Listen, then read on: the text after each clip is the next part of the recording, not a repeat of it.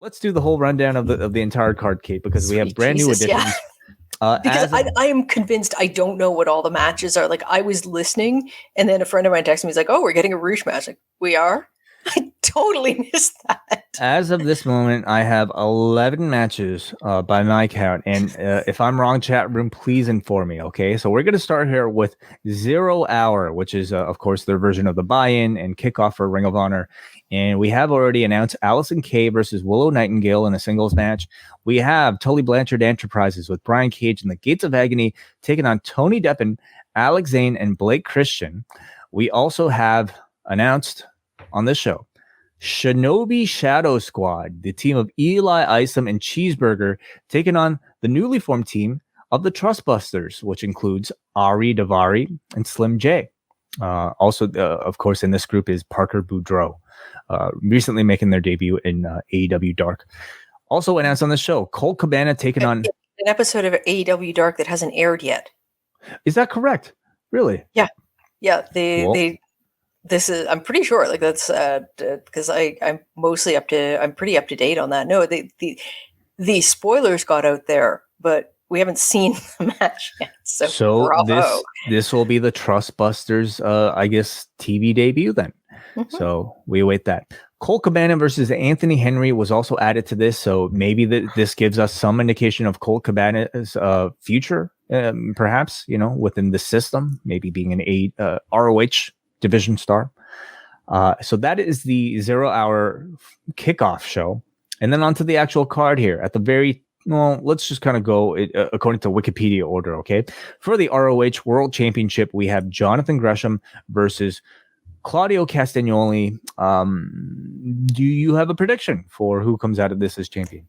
I think Gresham retains. I think that you have a very good story for Claudio pursuing the belt, and I think it has to go, like, he shouldn't get it on his first try. I think he should get it eventually, but I think that particularly the Gresham heel turn is new. I think he wins via slightly nefarious means.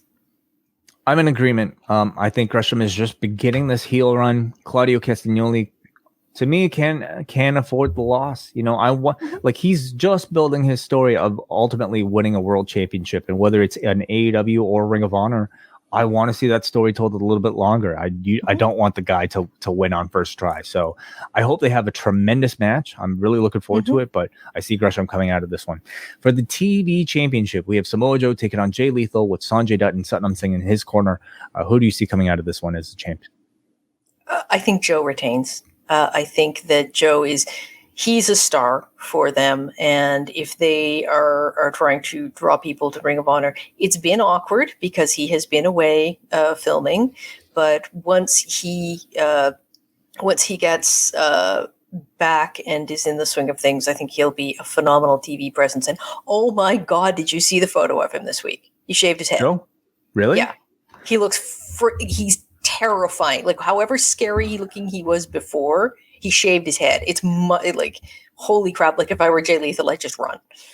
Joe and his hairstyles, I feel like through the years has always been a bit of a struggle. And I feel like he's just kind of like, he landed on something pretty that's worked out for him with that sort of like undercut type of thing. Now he's got a completely shaved head, is what you're saying? Yeah, like there's a little bit of little bit of fuzz on the head, but the countdown look.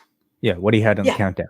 Yeah. No, he's the man looks tough either way. So a bit of a what sweet tooth, I believe. Is the role that he's set to play. So maybe based on that.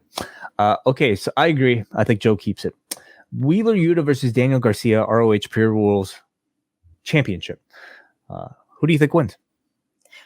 I think Yuta is going to retain. I'm less confident in this prediction than I was in the previous two. I think it could go to Garcia, who has honestly felt a little bit, after sort of feeling quite elevated when he joined the Jericho Appreciation Society. He seems to have gotten pushed down in the pecking order there. He is not as... he is not the presence on TV that Jericho is, nor is he the speaking presence that 2.0 are. So he feels like he's slipped off a little bit. But Yuta does seem like he's very hot right now. and he's been sort of a breakout star for them. So I think they're probably going to leave the title on him, but I expect it to be a very good match. I think this one could end up stealing the show. It's actually the match that I'm probably looking forward to the most. I think so too. You know, part of the excitement, I think, of like Tony Khan taking over and the integration of this AEW roster into ROH is the ability to see so many great technical wrestlers do pure rules matches. And obviously, I don't know if you can pick a better dream encounter, at least without being a Bryan Danielson, than a Wheeler Yuta versus a Daniel Garcia, many people's match of the year last year in a 60-minute match. So I'm going to go with the title changer, because I'm looking up and down the card and I'm not sensing too many title changes. So I could see this one definitely being one of those. Yeah. So I'm going with Garcia. FTR versus the Briscoe brothers in a 2 out of 3 falls match for the ROH World Tag Team Championship. I'm predicting this will be the main event. It seems to have been promoted as such, as being, pretty much the only segment to get TV time on Dynamite this week. But any thoughts and predictions here, Kate? I think FTR retain. And again, the first FTR versus Briscoe's probably may well be my favorite match so far this year. And I don't think that that's an uncommon, it's not exactly a hot take. I think that I think it will be very close, but yeah, I think FTR retain here. I think that they are the hot act right now. And probably the hottest tag team in the world. They're a hot act. They've got a pretty hot T-shirt right now with 100% of proceeds going to the American Heart Association, I believe. At the same time, Tony Khan did inform us that the Briscoes are signed to Ring of Honor. At least the first act that we've heard officially be signed to the sub-brand of Ring of Honor, or maybe alternative brand, you might want to call them. So I would not completely discount a title change here, especially if the Briscoes are going to stick around in Ring of Honor in that division. You could move the FTR onto a contention for the AEW championships. Yeah. So. I think we'll see. I think that I'm not sure if I see that. Well, they have the titles on Swerve and Our Glory, because AEW does very good babyface versus babyface dynamics, but I don't know if I see that. I think the appetite ultimately is to have FTR and the Bucks face off again, although that's pushed out a bit. And I just find that the whole kind of like tag team belt collector gimmick is still pretty new with them. So to have them lose a title already, not sure. But that's no, I could see it happening. But nonetheless, perhaps the most interest of any match on this show, just given what the results were last time around. We have Serena Deeb taking on champion Mercedes Martinez for the women's championship. Do you see a title changer or any other thoughts you want to say?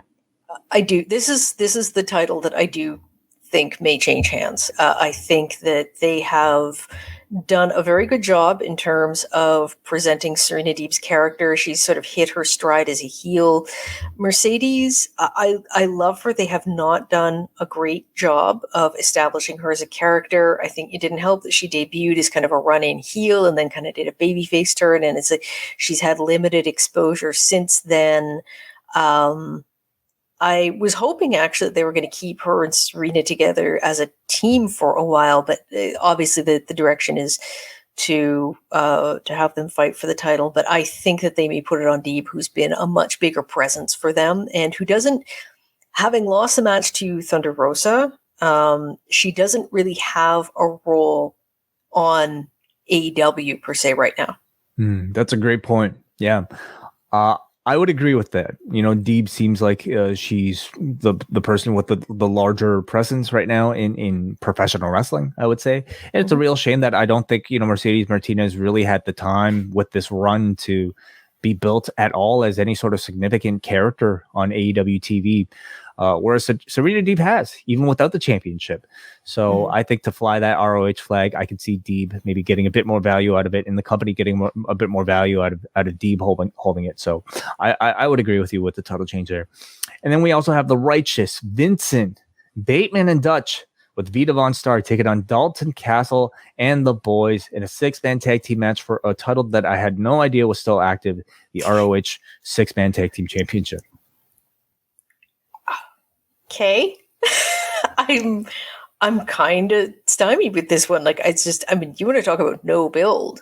Like, this is, I'm just kind of out of This one's nowhere. for the ROH fans, you know, the ones who have been sticking around through the pandemic, and you know, it's. But as a result, it's like I kind of, well, I don't know which way. I mean, Dalton Castle certainly is a stalwart of Ring of Honor, and I guess there is some value to putting a belt on him if you want to have him stick around. But I actually think the Righteous are going to win. I find it interesting that like Tony Khan is at least making an effort in, like, you know, retaining some of the Ring of Honor roster that you know had been a part of the company before him taking on. This is not simply, you know, him taking over with AEW talent. Yep. So another title match on this show, and just added. Speaking of Ring of Honor presence, we have Rush versus Dragon Lee in a battle of brothers here. So. Very late edition, but I would say a pretty high profile match. Yeah, like this is a really hot match, and why would you throw it in when Excalibur is doing his weekly like yodeling? To like, you could easily miss it. I did miss it because I was trying to I was still trying to process everything else I'd heard, and like I said, someone sort of messaged me just like, "Oh wow, we're getting Rouge." Like, oh shit, we are okay. Yeah, I don't know which way this one's going to go. I suspect Rush will win since he's the one who's actually been featured on AEW, and I think that they're interested in pushing something with him and Andrade. But yeah, I think this is going to be a phenomenal match, and we haven't really seen, the AEW audiences haven't really seen what Rush can do, and they definitely haven't. Well, people who exclusively watch AEW, I realize that the vast majority of AEW fans also are fans of other wrestling companies and are quite familiar with these performers. But I think a lot of people don't know who Dragon Lee is at all, and he's a very special talent. I'm very curious to see. I mean, this I can see being Dragon Lee's AEW debut essentially, and I could see him being integrated into storylines. I could see him joining what is it? La Facción Ingobernable. Ingobernable. Yeah, either that or he might join up with Pentagon and Phoenix, perhaps. But I'd rather have him on the other side, honestly. Can you imagine some of those six-man tags? Oh yeah, I think it would be great. I think the one weird, they had sort of teased him joining Los Ingobernables before, at one, like not on AEW, but the one weird thing about that would be that would put Dragon Lee and Hiromu Takahashi in the same faction. Oh wow! I mean, better they're fighting with each other than against each other, I guess.